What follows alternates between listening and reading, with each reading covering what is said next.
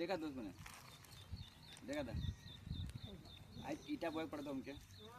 कुल्ली वाला काम करा तुम शनिवार को ना तो काम करवा रहा शनिवार में क्या है सब काम होगी तो एतवार का दूसरा काम हो तो ईटा बहुत ही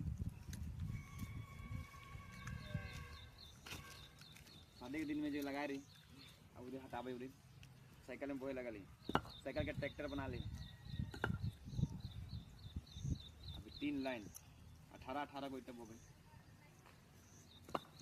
मेहनत नहीं लगता बोबे तो शरीर में जुटो मेहनत लगती है इसलिए गर्मी भी हो अपन साइकिल में डाल बस चल जाते